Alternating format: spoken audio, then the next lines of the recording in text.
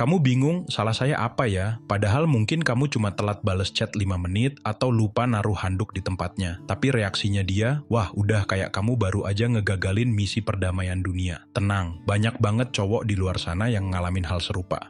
Mikirnya, ini cewek saya bipolar apa gimana sih? Atau kok bisa ya dari malaikat jadi monster dalam sekejap? Nah, sebelum kamu makin pusing dan nuduh yang enggak-enggak, saya mau ngajak kamu buat ngertiin sedikit apa sih yang sebenarnya terjadi di balik transformasi ajaib itu. Kebingungan kalian ini seringkali bukan karena kalian sengaja nggak peduli, tapi karena kalian mungkin nggak paham proses internal yang dialami cewek sebelum ledakan amarahnya itu muncul. Kalian cuma lihat hasil akhirnya, yaitu ledakannya, bukan pemicu kecil-kecil atau akumulasi emosi yang mungkin udah lama dia pendam. Jadi yang kelihatan tiba-tiba buat kalian, buat dia mungkin itu adalah puncak dari gunung es yang udah lama banget terbentuk. Percaya deh, saya ngomong begini bukan karena saya sok tahu atau baca buku teori doang. Saya juga pernah ada di posisi kamu. Ngerasain gimana rasanya dihantam omelan, disindir dengan kata-kata tajam, atau bahkan didiemin berhari-hari sampai rasanya rumah itu kayak kuburan. Padahal di kepala saya belum sempet ngomong, belum sempet bela diri, belum sempet ngejelasin duduk perkaranya. Rasanya tuh kayak kamu lagi enak-enak jalan, tiba-tiba dari samping ada yang nonjok muka kamu. Kaget, bingung, sakit, campur aduk jadi satu. Kamu pengen marah balik, tapi bingung mau marah ke siapa, karena yang di depan kamu ini orang yang kamu sayang, tapi kok tiba-tiba jadi asing banget. Momen dimana kamu cuma bisa diem, nelen ludah, sambil mikir, ini saya lagi ngadepin cewek saya atau lagi audisi film horor sih? Itu loh, perasaan serba salah. Mau ngomong takut salah, mau diem malah dibilang nggak peduli. Nah, kalau kamu pernah ngerasain yang kayak gini, berarti kamu ada di channel yang tepat. Karena hari ini kita bakal coba bedah kenapa sih fenomena cewek berubah pas marah ini bisa terjadi. Bukan buat nyalahin siapa-siapa, tapi biar kita sama-sama lebih paham. Pengalaman dihantam omelan tanpa sempat membela diri, ini bukan cuma soal komunikasi yang buruk, tapi bisa jadi juga tentang gimana kita ngerasa nggak berdaya atau suara kita nggak didengerin pas lagi konflik. Ini bisa bikin kita makin frustrasi atau malah jadi malas ngomong di kemudian hari. Makanya penting banget buat ngerti perspektif cewek biar kita nggak cuma ngerasa diserang tapi bisa lebih fokus ke akar masalahnya.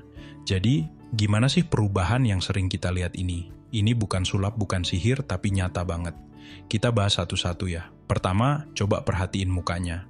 Yang tadinya mungkin senyum manis kayak gula Jawa, tiba-tiba bisa berubah jadi asem kayak cuka. Alisnya yang tadinya landai, bisa jadi menukik tajam. Matanya, nah ini nih, bisa jadi melotot seolah mau keluar. Atau malah sering banget tuh, rolling eyes alias muter-muterin bola mata, nunjukin kalau dia udah enek banget sama kelakuan kamu. Kadang mukanya bisa merah padam kayak kepiting rebus, atau malah pucat pasi saking nahan emosi. Garis-garis di dahinya juga bisa tiba-tiba muncul, apalagi kalau ada garis vertikal di tengah dahi, wah itu pertanda dia lagi mikirin sesuatu yang bikin dia cepat marah.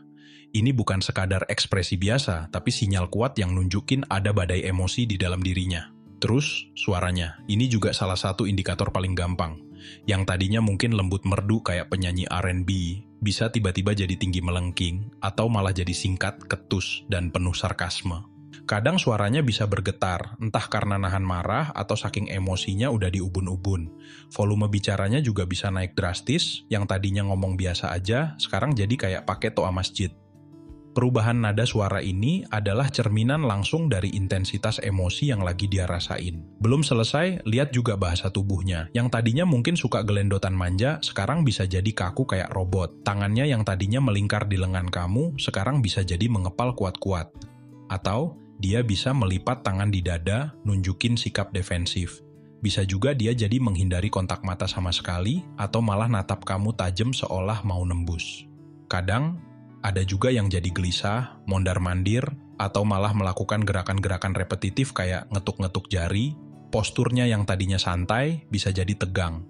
Bahkan, ada yang saking marahnya, dia mulai beres-beres rumah dengan suara keras, banting-banting barang, itu juga cara dia nunjukin emosi. Semua gerakan ini adalah bahasa nonverbal yang teriak, saya lagi marah. Nah, ini bagian yang paling sering bikin kaget. Kata-kata yang keluar itu loh, bisa jadi tajam banget, nyakitin, dan seolah nggak pakai filter lagi. Apa yang ada di kepalanya, langsung keluar aja. Kadang bisa ungkit-ungkit masalah yang udah lama banget, yang kamu pikir udah selesai, ternyata masih kesimpan rapi di memorinya. Ini karena emosinya udah meluap, jadi kontrol dirinya bisa jadi berkurang. Saat emosi udah di puncak, bagian otak yang berfungsi buat mikir rasional dan ngerem omongan itu kayak lagi istirahat sejenak. Jadi jangan heran kalau kata-katanya bisa ngawur atau nyakitin banget. Itu bukan berarti dia sengaja mau menghancurkan kamu, tapi lebih karena luapan emosi yang susah banget dikendalikan saat itu. Penting juga buat dicatat, nggak semua cewek sama, tapi ada kecenderungan beberapa cewek itu mengekspresikan kemarahannya dengan cara yang lebih intens.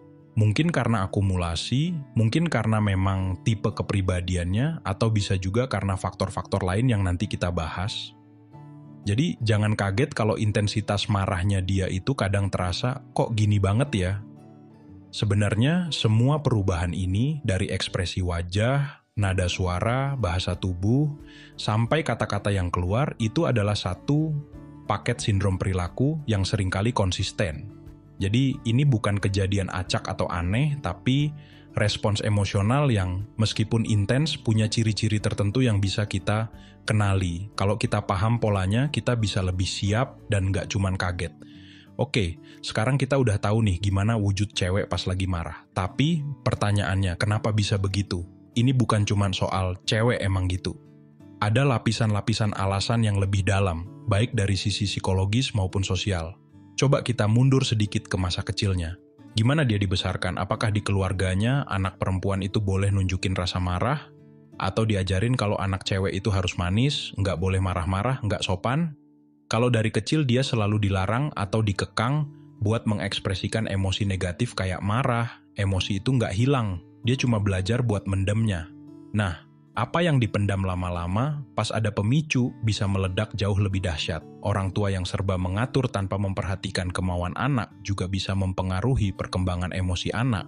Bayangin aja, kayak bendungan yang airnya terus nambah tapi nggak pernah dikasih saluran keluar. Sekalinya jebol, ya banjir bandang. Ini nyambung sama poin sebelumnya. Gimana sih dia diajarin buat ngadepin rasa kesal, kecewa, atau marah? Apakah ada contoh yang baik dari orang tuanya atau lingkungannya tentang cara menyalurkan amarah secara sehat? Atau jangan-jangan cara satu-satunya yang dia tahu buat nunjukin kalau dia nggak suka ya dengan ngamuk?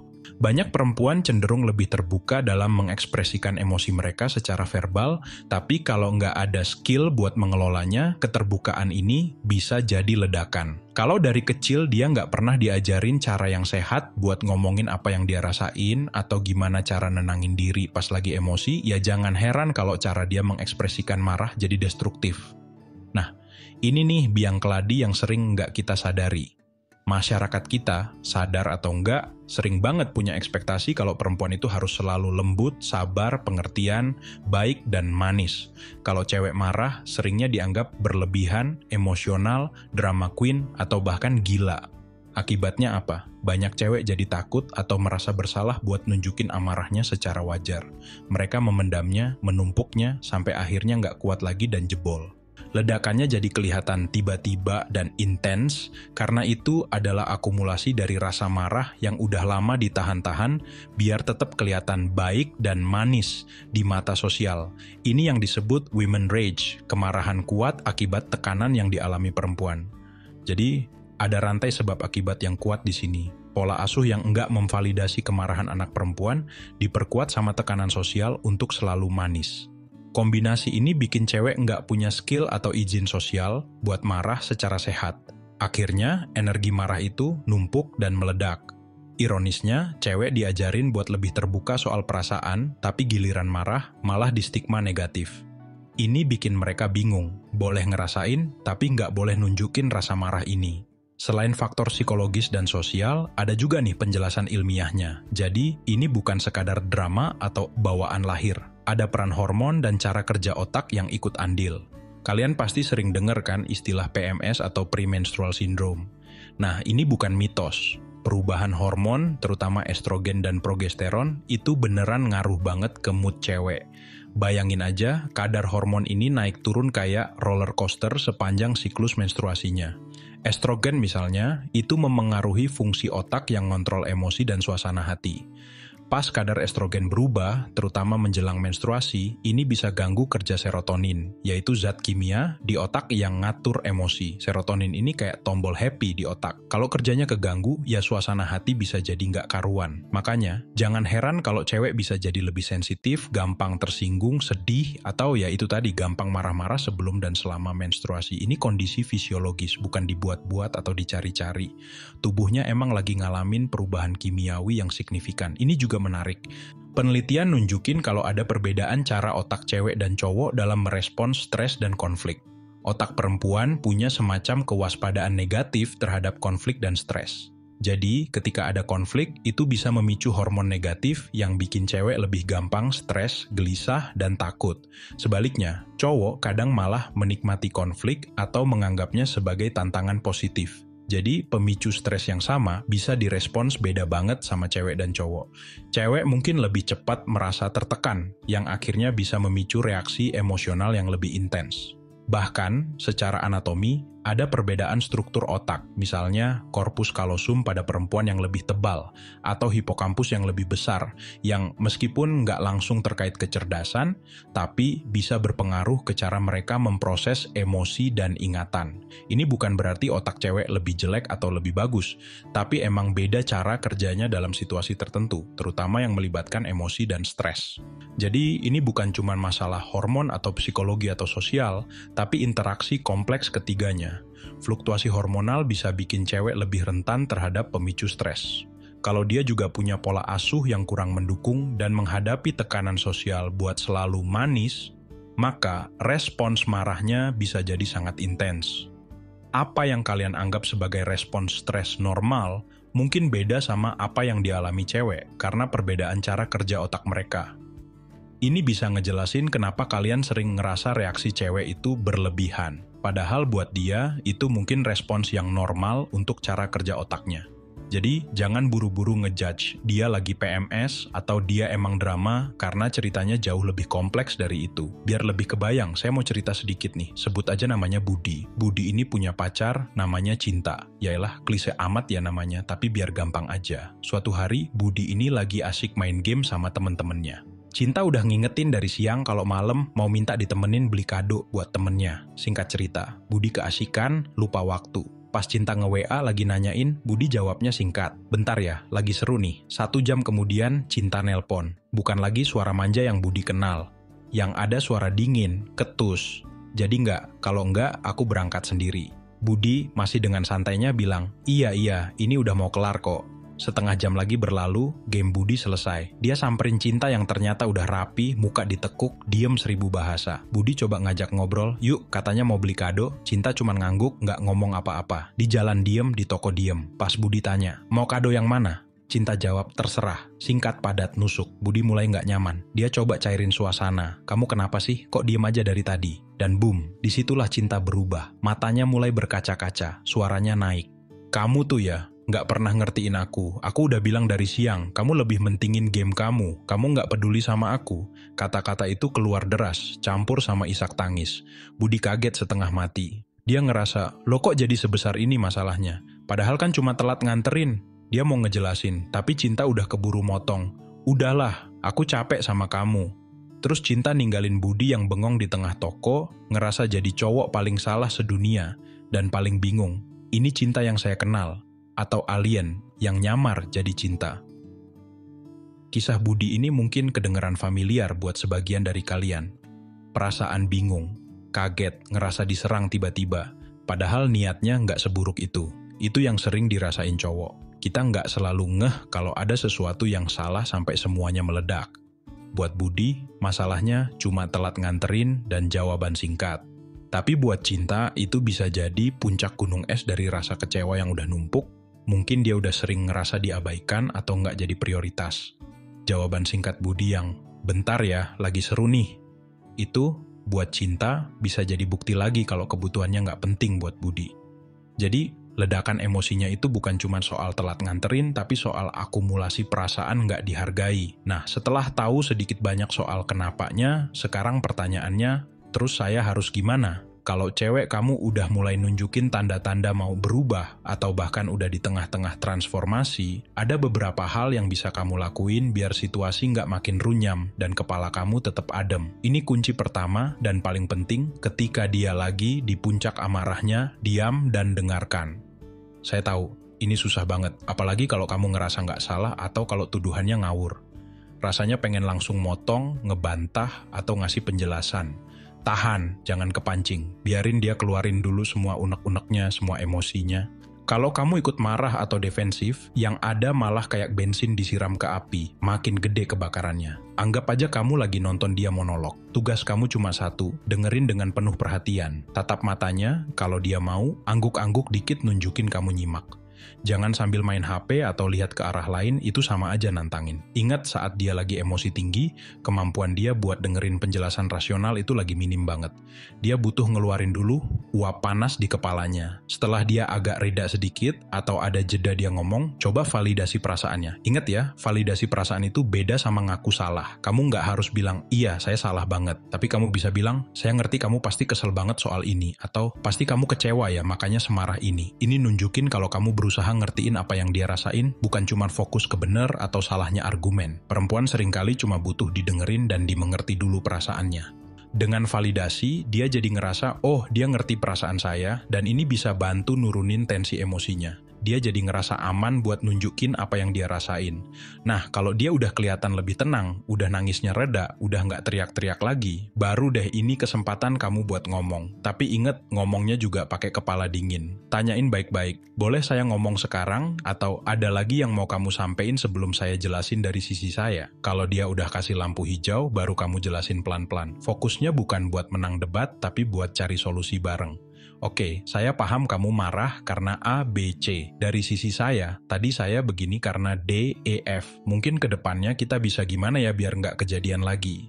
Jadi, ada urutan kritisnya. Dia mendengar dulu, terus validasi perasaannya, baru deh bicara and cari solusi. Jangan dilompat-lompati, karena hasilnya nggak akan maksimal. Ini nih yang sering jadi perdebatan. Ngapain saya nunjukin empati kalau saya nggak salah? Empati itu bukan soal salah atau bener. Empati itu soal kemampuan kamu buat mencoba merasakan apa yang orang lain rasakan, mencoba melihat dari sudut pandang dia. Meskipun menurut kamu masalahnya sepele, tapi buat dia mungkin itu masalah besar. Dengan nunjukin empati, kamu nunjukin kalau kamu peduli sama perasaan dia, bukan cuma peduli sama argumen kamu sendiri. Ini bisa jadi jembatan buat komunikasi yang lebih baik dan bikin dia ngerasa didengerin dan dihargai. Dan seringnya, itu yang paling dia butuhin. Empati itu bukan tanda kelemahan, tapi justru alat deeskalasi yang kuat. Pas orang ngerasa dipahami, keinginan buat berantem atau ngebuktiin diri, itu biasanya berkurang. Ini bisa ngubah suasana dari konfrontasi jadi kolaborasi. Jadi, kalau cewek, kamu tiba-tiba berubah pas lagi marah, jangan langsung panik. Jangan langsung mikir yang aneh-aneh, apalagi langsung ikut-ikutan emosi. Ngapain saya nunjukin empati kalau saya nggak salah? Empati itu bukan soal salah atau benar. Empati itu soal kemampuan kamu buat mencoba merasakan apa yang orang lain rasakan, mencoba melihat dari sudut pandang dia. Meskipun menurut kamu masalahnya sepele, tapi buat dia mungkin itu masalah besar. Dengan nunjukin empati, kamu nunjukin kalau kamu peduli sama perasaan dia, bukan cuma peduli sama argumen kamu sendiri. Ini bisa jadi jembatan buat komunikasi yang lebih baik dan bikin dia ngerasa didengerin dan dihargai. Dan seringnya, itu yang paling dia butuhin. Empati itu bukan tanda kelemahan, tapi justru alat deeskalasi yang kuat. Pas orang ngerasa dipahami, keinginan buat berantem atau ngebuktiin diri, itu biasanya berkurang. Ini bisa ngubah suasana dari konfrontasi jadi kolaborasi. Jadi, kalau cewek, kamu tiba-tiba berubah pas lagi marah, jangan langsung panik. Jangan langsung mikir yang aneh-aneh, apalagi langsung ikut-ikutan emosi. Ingat, di balik amarahnya itu, ada banyak faktor yang mungkin kita nggak lihat secara langsung. Ada cerita masa lalunya, ada tekanan sosial yang dia hadapi, ada perubahan hormonal yang dia alami, ada cara kerja otaknya yang mungkin beda sama kita. Kamu nggak perlu takut sama amarahnya dia, tapi kamu juga nggak boleh cuek. Amarah itu sinyal. Sinyal kalau ada sesuatu yang nggak beres, sesuatu yang butuh perhatian, sesuatu yang perlu dikomunikasikan lebih baik. Tugas kita sebagai pasangannya adalah mencoba memahami sinyal itu. Jangan lihat amarahnya sebagai serangan personal ke diri kamu, tapi lihat itu sebagai cara dia, meskipun mungkin kurang ideal, buat ngasih tahu kalau ada yang salah atau ada kebutuhannya yang nggak terpenuhi. Kalau kita bisa ngubah cara pandang ini, respons kita juga bakal beda. Kita jadi lebih fokus buat nangkep pesannya daripada ngelawan serangannya. Pahami dulu, baru respon. Dengerin dulu, baru ngomong. Ngertiin dulu perasaannya, baru cari solusinya. Itu kunci hubungan yang dewasa. Bukan berarti kamu harus selalu ngalah, bukan. Tapi ini soal membangun pengertian yang lebih dalam, membangun koneksi yang lebih kuat. Karena pada akhirnya, hubungan yang sehat itu bukan yang nggak pernah ada masalah, tapi yang tahu gimana caranya ngelewatin masalah itu bareng-bareng, dengan saling menghargai dan memahami. Nah, itu tadi sedikit banyak kupasan dari jejak pemikiran soal kenapa cewek bisa tiba-tiba berubah pas lagi marah. Saya yakin setiap hubungan punya ceritanya sendiri, punya dinamikanya sendiri. Mungkin ada dari kalian yang punya pengalaman serupa, atau mungkin punya tips jitu lain yang belum saya sebutin tadi buat ngadepin situasi kayak gini. Saya pengen banget denger cerita dan pendapat kalian. Yuk kita diskusi bareng di kolom komentar di bawah. Ceritain pengalaman kamu, kasih masukan, atau mungkin ada pertanyaan yang masih ngeganjel. Siapa tahu cerita kamu bisa jadi pencerahan buat teman-teman kita yang lain yang lagi ngalamin hal yang sama. Dengan berbagi, kita bisa saling belajar dan saling nguatin. Dan kalau kalian ngerasa video ini bermanfaat, kalau kalian ngerasa dapat sesuatu yang baru, atau minimal bikin kalian sedikit lebih ngeh, jangan lupa buat kasih jempol ke atas alias di like ya. Dukungan kalian itu berarti banget buat saya, buat channel Jejak Pemikiran ini, biar bisa terus ngasih konten-konten yang semoga bisa ngebantu kita semua jadi pribadi yang lebih baik dan punya hubungan yang lebih sehat. Setiap like dari kalian itu kayak bensin buat saya semangat terus bikin video.